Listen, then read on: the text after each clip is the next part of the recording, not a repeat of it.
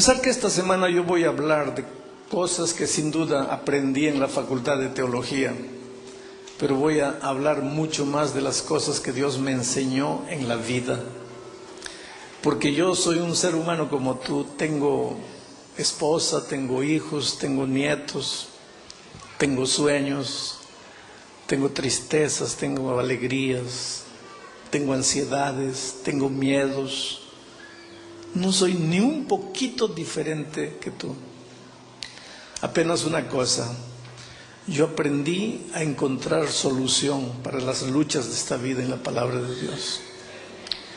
Y esas cosas lindas que me hicieron tanto bien, voy a tratar de compartir contigo noche a noche. Los últimos años Dios me ha llevado por tantos países del mundo. Acabo de encontrar aquí a la entrada un gran amigo, el doctor Casares. Estuve con él allá en África, en Guinea Ecuatorial. Pasé 4 días y salí, ya no aguantaba más el sufrimiento, las dificultades, las luchas. Y él pasó 6 años ahí con la esposa. Hay que tener mucho amor, ¿sabes? Mucho amor por esa gente. Dios me ha llevado por tantos lugares y he encontrado que el ser humano en todos los lugares es el mismo ser humano. Tiene las mismas luchas, las mismas ansiedades, y yo creo que la palabra de Dios te va a responder. La red vía satélite para todo Estados Unidos y otros países del mundo, hace 3 semanas atrás, 4 semanas atrás, de Chicago, tuvo como tema central la primera epístola que Pablo escribió a los tesalonicenses. Y dije que el tema de esta red esta semana será la segunda epístola que Pablo escribió a los tesalonicenses. Entonces vamos a comenzar. Vamos a abrir el texto bíblico para ver qué es lo que Dios tiene que decirnos. Antes de eso, quiero hacer una revisión rapidísima de primera a los tesalonicenses. El tema central de la carta, de la primera, es la preocupación de Pablo para preparar a la iglesia de Tesalónica para encontrarse con el Señor Jesucristo. Porque, querido, te digo una cosa, Jesús va a volver. Quieras tú o no quieras, va a volver. Estés preparado tú o no lo estés, va a volver. Lo aceptes o no lo aceptes, va a volver. Porque la vuelta de Cristo no depende de nosotros. Cuando en la agenda divina llegue el día y la hora de la vuelta de Cristo a tierra, Él va a volver. Y Él viene con un solo propósito: ponerle un punto final a la historia del pecado. Y yo te digo algo que puede, de cierta manera, preocuparte. La salvación, el sacrificio maravilloso que Jesús hizo por nosotros en la cruz del Calvario, no tendría mucho sentido sin la vuelta de Cristo. Y te explico por qué. Jesús nos salvó en la cruz, pero si ahí hubiese acabado toda la obra de la salvación, ¿para qué nos hubiera salvado? Para continuar viviendo en este mundo de dolor, donde la muerte todavía te va a arrancar a los seres queridos, donde todavía te van a hacer sufrir, te van a rechazar, donde todavía vas a ver tu hogar destruido, donde todavía vas a tener problemas financieros, donde todavía vas a morir de cáncer. Es decir, también Cristo nos salvó. ¿Para qué? Para continuar viviendo en este mundo de dolor. Pero la vuelta de Cristo nos dice que aunque por el momento estamos sufriendo en esta vida, Jesús viene para colocarle un punto final a la historia del pecado. Y ahí sí, nadie más te va a hacer llorar. Nadie más te va a hacer sufrir. El dolor, la muerte, el llanto habrán llegado a su fin. Por eso la preocupación de Pablo en la primera epístola era preparar a la iglesia para encontrarse con Jesús. Miren, hay un detalle que quiero mostrarles. El primer capítulo de la primera epístola a los tesalonicenses termina con el tema la vuelta de Cristo, versículo 10. Y esperar de los cielos a su Hijo, al cual resucitó de los muertos, a Jesús que nos libra de la ira venidera. El tema de la vuelta de Jesús. El capítulo 2 termina con el tema de la vuelta de Jesús, versículo 19. Porque ¿cuál es nuestra esperanza o gozo o corona de que me gloríe? ¿No sois vosotros delante de nuestro Señor Jesucristo en su venida? La vuelta de Jesús. El capítulo 3 termina con el tema de la vuelta de Jesús, versículo 13. Para que sean afirmados vuestros corazones irreprensibles en santidad delante de Dios nuestro Padre en la venida de nuestro Señor Jesucristo. El capítulo 4 termina con el tema la venida de Cristo. A partir del versículo 16 el tema es, y el versículo 17 dice, luego nosotros los que vivimos, los que hayamos quedado, seremos arrebatados juntamente con los resucitados en las nubes para recibir al Señor. Y el capítulo 5 termina con el tema la venida de Jesús. Versículo 23, y el mismo Dios de paz os santifique por completo, y todo vuestro ser, espíritu, alma y cuerpo sea guardado irreprensible para la venida de nuestro Señor Jesucristo. El tema, la venida de nuestro Señor Jesucristo. Entonces empezamos ahora. Yo voy a empezar con el penúltimo versículo del capítulo 1. Dice así: y el mismo Dios de paz os santifique por completo, y todo vuestro ser, y ahí define el ser, espíritu, alma y cuerpo. Ese es tu ser. Y querido, para que tú puedas ser feliz en esta vida, tienes que entender qué cosa es tu ser. ¿Quién eres tú?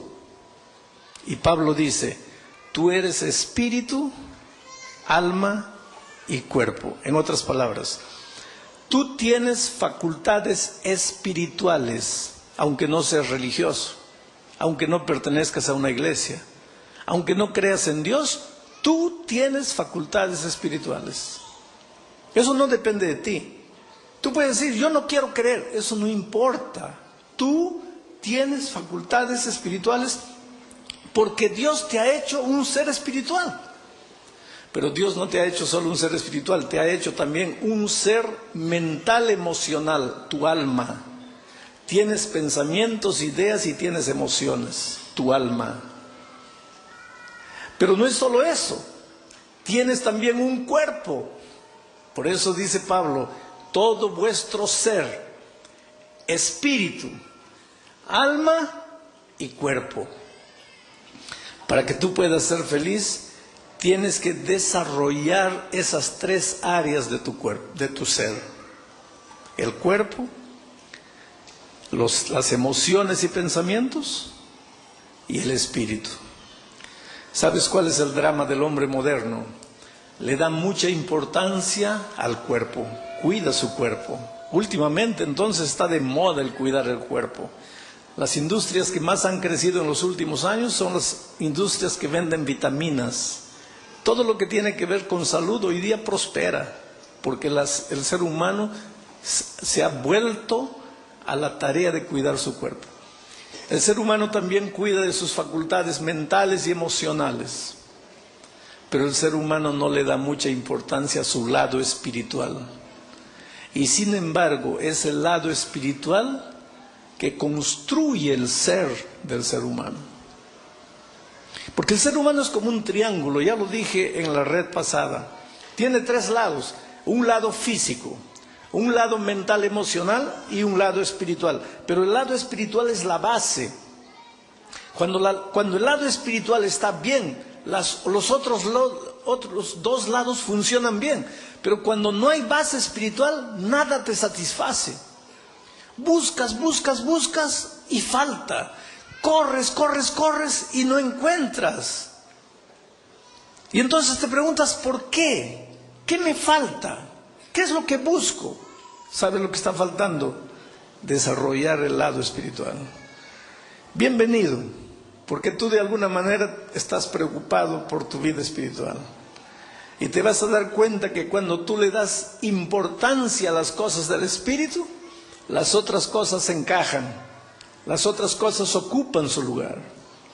Entonces vamos ahora sí al texto de Primera a los Tesalonicenses, capítulo 1, a partir del versículo 3.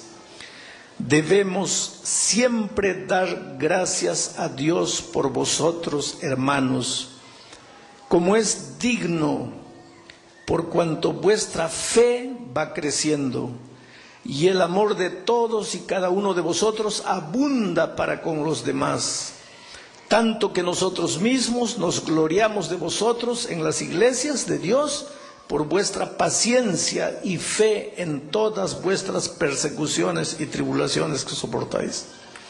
Les voy a contar un poco el contexto. La iglesia de Tesalónica era una iglesia perseguida, era una iglesia presionada, era una iglesia atribulada. Porque, querido, defender valores espirituales no es fácil. Ser cristiano no es fácil. Vestir la camiseta de una religión puede ser fácil, pero ser cristiano de verdad, cristiano auténtico, no es fácil. Defender valores. Hoy día ser honesto es sinónimo de ser tonto. Si tú no entras en el ritmo de la deshonestidad de este mundo, te miran, pero tú, ¿de qué país viniste? Eres tonto. ¿Cómo? No es fácil defender valores. Una chica de 20 años que dice que es virgen, la van a mirar. ¿De qué planeta caíste? ¿De dónde viniste? ¿Qué ideas tienes? Quiere decir, defender valores espirituales hoy día no es fácil. Un hombre que dice que no traiciona a su esposa, en la fábrica los compañeros lo miran, ¿qué te pasa? ¿Estás loco? ¿Qué? Quiere decir, defender valores espirituales no es fácil. La iglesia de Tesalónica era presionada, era perseguida. Y cuando estaba siendo perseguida entonces, algunos aparecieron en la iglesia diciendo así: este sufrimiento, estos dolores que estamos viviendo, significan que Jesús ya va a volver, que Jesús ya está para venir. Y entonces la iglesia se dividió. Algunos se dedicaron solamente a esperar a Jesús de brazos cruzados, no trabajaban, no hacían nada, solo esperando a Jesús. Y la otra mitad de la iglesia tenía que trabajar para ayudar a estos que solo esperaban a Jesús. Ahora miren cómo es el diablo. Al soltar la persecución sobre la iglesia, actúa como el león que va a devorar. Pero al meter la idea de que Jesús ya está para volver, entonces no hay que hacer nada, estaba actuando como la serpiente que engaña. Porque el diablo es así. O te persigue y cuando la persecución no le da resultado, entonces te engaña, te seduce y la seducción le da mucho resultado. Pablo escribe la segunda epístola a los tesalonicenses para explicarles que la mejor manera de esperar a Jesús no es cruzar los brazos, orar y orar, no. La mejor manera de esperar a Jesús es trabajar, es correr, es ir, es buscar. Y entonces Pablo dice aquí: agradezco a Dios por ustedes, por tres cosas, y ese es el tema de esta noche. Primero, porque agradezco por la fe de ustedes que va creciendo, por el amor de ustedes que va aumentando y por la paciencia de ustedes en medio del dolor. Quiere decir, el sufrimiento para la iglesia de Tesalónica sirvió para tres cosas: para hacer crecer la fe, para aumentar el amor y para hacerlos permanecer firmes. Y te digo una cosa, querido, una fe que no puede ser probada no vale mucha cosa. fe. Fe es caminar en medio de la oscuridad. Fe es creer en lo que no se puede probar. El problema es que mucha gente dice así: yo no tengo fe. Sí, tú no tienes fe para las cosas espirituales, pero tú tienes mucha fe para las cosas materiales. Yo siempre digo, tú entras a un avión, no conoces al piloto, no conoces a los comisarios de bordo, no conoces al que fabricó el avión, no conoces a los otros pasajeros, pero entras al avión, te sientas y duermes sabiendo que cuando llegues vas a llegar a Miami. Y si en la mitad del vuelo el piloto te lleva para el Triángulo de las Bermudas y te arroja ahí, pero tú no crees eso. Tú crees, tú tienes fe en un hombre que nunca viste, en personas que nunca viste, tú confías. Pero cuando se trata de confiar en las promesas de Dios, ahí no puedes. Te duele la cabeza, vas a una farmacia, compras un comprimido, una pastilla. Tú no conoces al farmacéutico, tú no conoces al laboratorista, tú no conoces al vendedor, tomas la pastilla y si estuvieses tomando veneno. Pero tú no crees, tú, a pesar que no conoces a las personas, tú crees en las personas. Bueno, te digo una cosa. El enemigo de Dios hace que nuestra confianza, nuestra fe esté depositada en cosas materiales. Mas la única manera de sobrevivir victoriosamente en esta tierra es depositar tu confianza en las cosas del Espíritu. Es depositar tu confianza en un Dios que tú no ves. Porque si hay una cosa verdadera, es, querido, que tú eres lo más precioso que Dios tiene en esta tierra. Yo sé que nosotros vivimos en un mundo donde vivimos acompañados, pero nos sentimos solos. A veces hasta en el hogar nos sentimos solos. El otro día yo conversaba con una señora que decía así: pastor, mire, mi esposo compró un computador y fica chateando en el computador toda la noche. Yo quisiera un día volverme una mosquita y entrar ahí para ver con quién chatea, con quién conversa. Debe conversar con África, con China, con Alemania, con Marte, con Júpiter. Pero con la esposa que está al lado no habla. Habla con todo el mundo. Quiere decir, la esposa que vino a buscarme era una señora que se sentía sola en medio de la familia. Un hombre el otro día me buscó y me dijo: pastor, yo me siento usado, porque mi esposa estaba todo bien, los hijos todo maravilloso, yo era el mejor papá del mundo mientras estaba empleado. Perdí el empleo y se acabó. Ahora no valgo nada. Entonces yo me siento usado. Querido, en medio de... Yo te veo, por ejemplo, esta noche aquí. Pero yo no sé el drama que tú estás viviendo. Pero si tú eres un ser humano normal como yo, tienes dramas, tienes miedo, tienes luchas terribles en este momento. En medio del dolor, la gente de Tesalónica desarrollaba la fe. Yo quisiera, mire, una vez yo fui misionero entre los indios de la tribu Campa, allá en la Amazonía de mi país. Y un día llegué había una aldea de indios, era la aldea de Maranquiari, en el idioma Campa. Maranqui quiere decir culebra, Ari, lugar. Maranquiari era el lugar de las culebras, había mucha culebra ahí.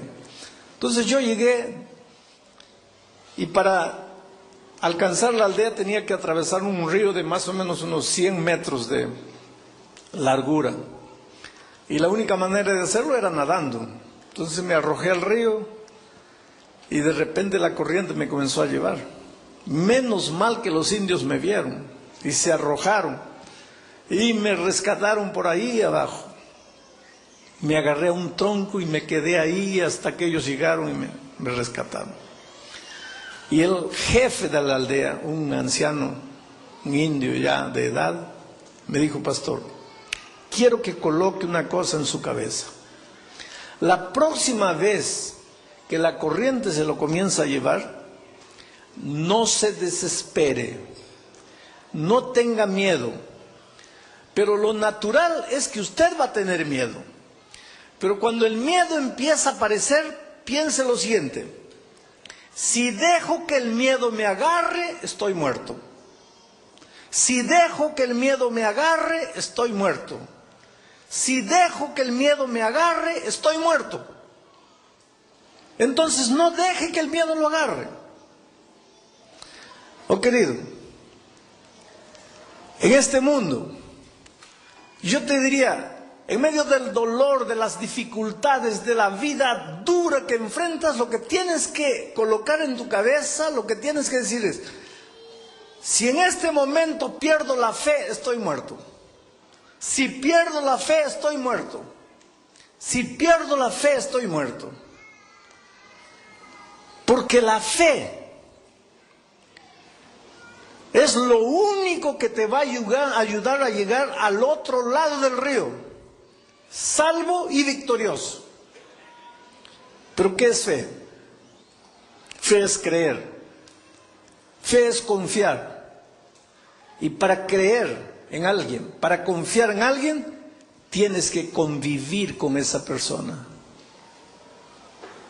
Y tienes que aprender a convivir en los momentos cuando la vida está buena. Porque si tú no aprendes a convivir con Jesús cuando estás empleado, cuando tienes dinero, cuando estás sano, cuando tienes familia, quiere decir, cuando los vientos soplan a favor, en esos momentos tú no aprendes a confiar en Dios, puedes creer que cuando la tormenta venga, ahí no vas a poder confiar. Pero en el dolor tienes que agarrarte de un Jesús que no ves. Tienes que agarrarte de algo que no puedes tocar. Y eso solo lo vas a hacer si ahora que estás bien, aprendes a buscar a Dios. La iglesia de Tesalónica, en medio del dolor, en medio de las dificultades, hizo que su fe se desarrollase, que su fe aumentase.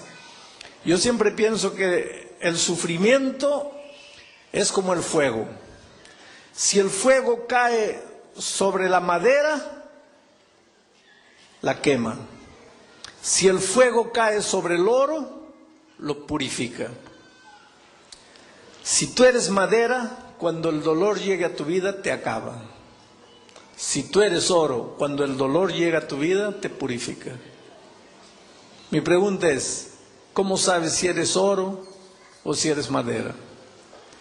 Si todos los días buscas a Jesús, si le das en tu vida un lugar para Jesús, eres oro.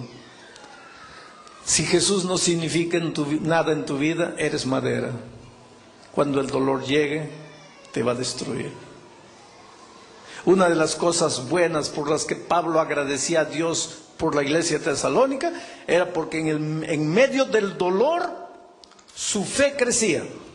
El otro motivo era porque en el medio del dolor su amor aumentaba. ¿Sabes, querido? Te voy a decir una cosa contraproducente. Cuando vienen dificultades, cuando tienes necesidad, cuando has perdido el empleo, cuando no tienes mucha comida, ahí es que tienes que dar un plato al hambriento. Y ahora me vas a decir: ¿cómo? Si ahora es que yo necesito. No. La mejor manera de crecer, de desarrollar tu amor en el dolor, es extendiendo la mano a otro cuando está sufriendo. La peor manera de enfrentar el dolor es concentrar tu atención en ti, en tu dolor. Cuando llega el dolor a tu vida, saca tus ojos de ti, vuélvelos para el otro y vas a ver cómo el dolor disminuye. Es como cuando tomas una inyección. Si cuando viene la enfermera para meterte la aguja, tú comienzas a concentrar tu atención en el dolor, te va a doler. Pero en ese momento piensa en otra cosa y ya pasó. El dolor, el sufrimiento es igual. El problema es que nosotros por naturaleza somos egoístas. Entonces cuando sufrimos queremos que todo el mundo esté orando por nosotros, todo el mundo esté mirándonos, todo el mundo esté concentrándose en nosotros. Y ahí es que el dolor nos destruye. Sublima tu amor, tu amor. Proyecta tu atención para los demás. Aunque estés sufriendo, vas a ver que si tú colocas esto en práctica, el dolor te va a doler menos. El dolor te va a doler menos. Cuando mi hijito mayor tenía 2 añitos, lo operaron. Y mi esposa y yo lo acompañamos al pobrecito niñito. Y llegó la enfermera para ponerle la anestesia. Y cuando el niño vio la aguja, miró a la enfermera, me miró a mí. Y la enfermera le dijo esa mentirita blanca, ¿no? Hijito, no te va a doler. ¿Qué inyección no duele? Y el niño me miró a mí como diciendo, es verdad. Y yo le dije, mira hijito, te va a doler. Te va a doler un poquito. Pero vamos a hacer una cosa, toma mi mano. Si te duele un poquito, me aprietas un poquito. Si te duele más o menos, me aprietas más o menos. Y si te duele mucho, me aprietas mucho. Pero toma mi mano. Vamos a enfrentar el dolor juntos. Y querido, yo creo que cuando el dolor llega a tu vida, en este momento, si estás sufriendo, te está doliendo y nadie sabe. El que está sentado a tu lado no sabe. No sabe porque esta noche alguien te invitó a cenar. Vamos a comer unos tacos ahí después de la reunión. Y tú dijiste no, porque tú no tienes dinero. Pero el que está a tu lado y te invitó no sabe que no tienes dinero. Y sabe lo que tú dijiste, no, es que estoy cansado, quiero dormir. Mentira, no estás cansado, quisieras comer los tacos, pero no tienes dinero. Ahora, ¿quién se interesa con tu dolor? ¿Quién se interesa con tu problema? En esta vida no esperes que los seres humanos te comprendan, pero en el medio del dolor, ¿sabes? Puedes volver los ojos para Jesús, sácalos de ti, vuélvelos a Jesús. Y vas a ver la mano de Jesús extendiendo y diciendo, hijito, mira, toma mi mano. Si te duele mucho, apriétame mucho. Jesús te dice, hijo, yo no te puedo decir que mientras vivas en este mundo de pecado no vas a llorar. Mientras vivas en este mundo de miseria, yo no te puedo prometer que la muerte no te va a tocar, que la enfermedad no te va a tocar. Pero una cosa te prometo, en medio del dolor yo quiero estar a tu lado. Y una cosa es sufrir solo y otra cosa es sufrir acompañado.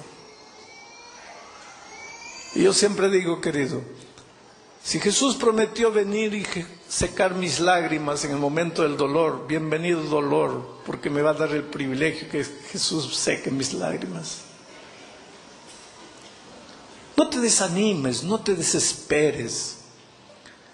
La noche puede en este momento estar oscura para ti. Puedes no ver nada. Yo estaba caminando, mira, yo hice una facultad de teología en la selva, aprendí muchas cosas. Una noche estábamos caminando con mi guía y debería ser más o menos 6 de la tarde y él me dijo, mire pastor, no vamos a llegar, mejor vamos a acomodarnos aquí, vamos a hacer una fogata aquí, una fogata y vamos a dormir aquí. No vamos a llegar, ¿para qué vamos a querer andar en la oscuridad? Vamos a descansar, mañana temprano vamos.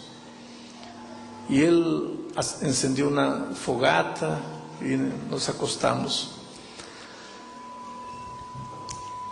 El ruido en la selva, querido, es infernal, es asustador, es macabro, porque las lechuzas aparecen, hay unos aullidos extraños, cada insecto produce un sonido diferente del otro, el viento cuando golpea en los árboles huecos produce... Es terrible pasar una noche. y los mosquitos y los peligros de las culebras y eso y aquí. Es imposible dormir, por más cansado que estés. Y yo me volteaba de un lado para otro en el suelo, pensando ¿a qué hora acaba esta noche? Y de repente la noche se puso más oscura. Y le dije a mi guía, ¿es impresión mía o la noche se está volviendo más oscura? Y él me tocó así y me dice, pastor, quédese tranquilo. No es impresión suya, la noche se ha vuelto más oscura. Pero alégrese, pastor, porque el hecho de que la noche se volvió más oscura quiere decir que en cualquier momento va a salir el sol. Y efectivamente, 10 minutos después, allá a lo lejos, despuntó los primeros rayos de sol. Estaba salvo. He aprendido una cosa con eso. Cuando el dolor llega en tu vida a un punto en que tú dices, ya no da para resistir, alégrate. Porque el sol del nuevo día va a nacer en tu vida. Cuando dices, ya no aguanto, ya no puedo más, levanta las manos al cielo. Jesús va a aparecer. Jesús siempre aparece en el momento más oscuro de la vida. Oh querido, si tienes que llorar, llora. Si tienes que sufrir, sufre. Pero no pierdas la confianza en Dios, no pierdas la fe. No te concentres en tu dolor. Vuelve tu atención para los otros. Dice, ¿conoces la historia de aquel hombre que andaba por la arena comiendo plátanos y botando las cáscaras y lamentándose? Mire, tanta gente tiene que comer, yo solo plátano, miseria de mi vida, y botaba las cáscaras. Y de repente mira atrás y ve a otro hombre recogiendo las cáscaras y comiendo. Oh querido, siempre hay gente que sufre más que tú. Tú puedes pensar que tu dolor es el máximo. Siempre hay gente que sufre más que tú. Y cuando en el momento del dolor, tu atención se concentra en tu dolor se torna egoísta y te destruye. Pero cuando en el momento del dolor tratas de, a pesar que te está doliendo, tratar de aliviar el dolor del otro, tu dolor disminuye. Y la iglesia tesalónica hacía eso, y por eso Dios dice, yo agradezco a Dios, porque en el sufrimiento el amor de ustedes no se concentró en ustedes, sino que se tornó abundante para los otros. Y finalmente, Pablo dice, yo agradezco a Dios porque en medio del dolor vuestra paciencia, en griego paciencia es uponomé, que literalmente quiere decir vuestra resistencia, vuestra perseverancia. En el dolor fuisteis probados y saliste más firme. Cuando tú comienzas a hacer ejercicios y levantas una pesa y duele, y duele, y duele, y duele, es en el dolor que los músculos se desarrollan. Y querido, yo pienso que de cierta manera Dios permite que llegue el dolor, porque no quiere hijos endebles, no quiere hijos flacos, débiles, raquíticos. Quiere hijos musculosos espiritualmente, y la única manera de desarrollar músculos es en el dolor. En el dolor. O el dolor te destruye, o el dolor te levanta. Estaba un día, llegué tarde para el almuerzo a un colegio interno. Y el pastor me dijo, mire, las chicas todavía están lavando los platos ahí. Si usted va, le prepara una comida. Y fui ahí y realmente las chicas del refectorio, el comedor, me prepararon un almuerzo ahí. Y mientras yo estaba almorzando, una chica que lavaba los platos cantaba una música muy bonita. Y pregunté, ¿quién es esa chica que canta tan lindo? Y alguien me dijo, ¿sabe quién es? Hable con ella. Ella tiene una historia linda. la historia que ella le va a contar lo va a emocionar. Y cuando fui llevando mis platos, le dije, mira, me gustó esa música que estabas cantando. ¿Por qué cantas con tanto sentimiento?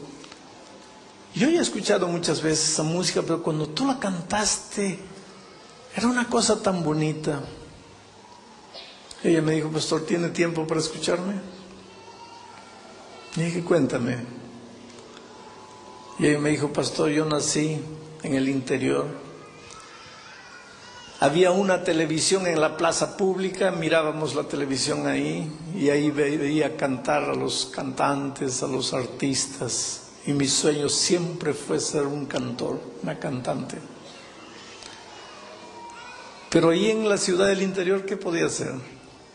Entonces pensaba, un día salgo de aquí y me voy a la ciudad grande. Y es la única manera de realizar mi sueño y llegar a ser una cantante famosa. Y un día me subí a un camión y me fui a la ciudad grande. Llegué a la ciudad grande con un poquito de dinero que había juntado en mi pueblo. Ese dinero no me alcanzó ni para una semana. Comencé a buscar trabajo. Yo dije, voy a trabajar, voy a juntar dinero, voy a grabar mi primer disco.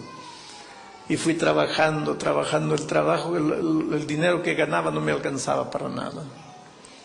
Pasó un año, pasó 2 años, no podía alcanzar nada. ¿Cuánta gente llega aquí también queriendo hacer alguna cosa? Pasa 1 año, 2 años, 5 años, 20 años, no hiciste nada.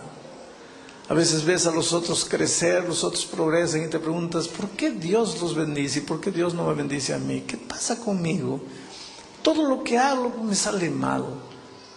Y nadie te puede acusar de ocioso, porque trabajas, luchas. Trabajas tal vez como nadie. Y otros que trabajan menos que tú progresan. ¿Qué pasa contigo? Es lo que esta chica se preguntaba. ¿Por qué no junto el dinero que quiero para grabar mi disco? Estaba trabajando de mesera en un bar. Y observó que un cliente la miraba y la miraba. Y cuando fue a recoger los platos a la mesa, el cliente le alcanzó una nota de propina de $100. Y le dijo así, ¿a qué hora sales? A las 11 de la noche. Te espero. Y te voy a dar más.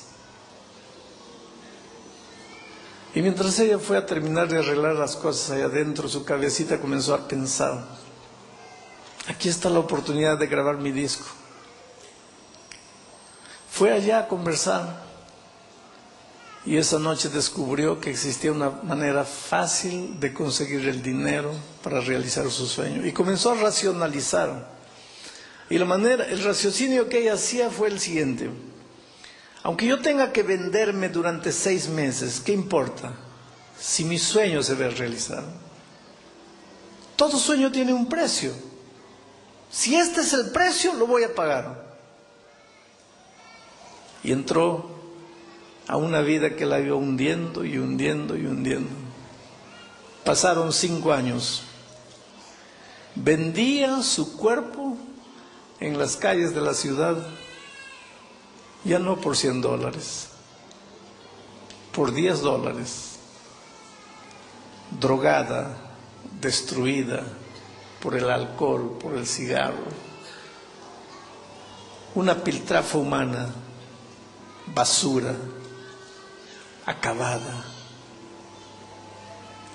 Fue en esas circunstancias que un grupo de jóvenes llegó una noche al barrio, un barrio rojo donde habían prostitutas, homosexuales, drogadictos. Llegó un grupo de muchachos cantando con guitarra, cantando himnos de Jesús y hablando de Jesús. Y le entregaron un folleto y ella agarró el folleto, guardó en la bolsa, no quiso escucharlos. A la mañana siguiente, domingo, se levantó, abrió la bolsa para buscar el peine y encontró el folleto. Y el folleto decía más o menos así: si llegaste en tu vida a un punto en que piensas que está todo perdido, Has perdido el respeto por ti misma, has perdido tus valores, has perdido tu dignidad. Lo has arruinado todo, ya no hay salida para ti. Ven esta noche a esta dirección y verás que todavía hay esperanza. Y la esperanza es Jesús. Parece un cliché, ¿no? Pero esa noche ya fue. Un pastor estaba predicando y el mensaje que él predicó tocó su corazón. Y cuando terminó la predicación, ella buscó al pastor y le dijo: pastor, quisiera hablar con usted. Fueron a la sala pastoral y ella contó la historia de su vida. Y mientras el pastor la escuchaba, le preguntó: ¿cuántos años tienes? 22. ¿Cuándo es tu cumpleaños? Tal día, tal mes. El pastor comenzó a llorar, se emocionó, le dijo: mira, espérate ahí. Salió, demoró unos 15 minutos y volvió con la esposa. Le dijo: ¿te molestarías en repetir la historia de nuevo? Y ella contó la historia. Y el esposo y la esposa se abrazaban, el pastor y la esposa se abrazaban. A 3 meses acababan de perder a su hija en un accidente terrible de tránsito, su única hija. Una niña de 22 años, nacida el mismo día, nacido el mismo mes. ¿Y cómo son las cosas divinas? Ese esposo, ese pastor y su esposa dijeron: Dios nos está mandando a nuestra hija de vuelta. Prostituta, drogadicta, borracha, sin dignidad, sin respeto propio, basura. Pero el pastor y su esposa no la miraron como lo que ella era. La miraron como lo que ella llegaría a ser un día, transformada por el amor de Dios. La llevaron a su casa, la hicieron su hija y la mandaron al colegio a estudiar. Allí la escuché cantar. Y ella me decía: pastor, yo canto porque cuando estoy cantando la historia de mi vida. Oh, querido, te digo una cosa. Puede ser que la palabra Jesús te parezca tan simple,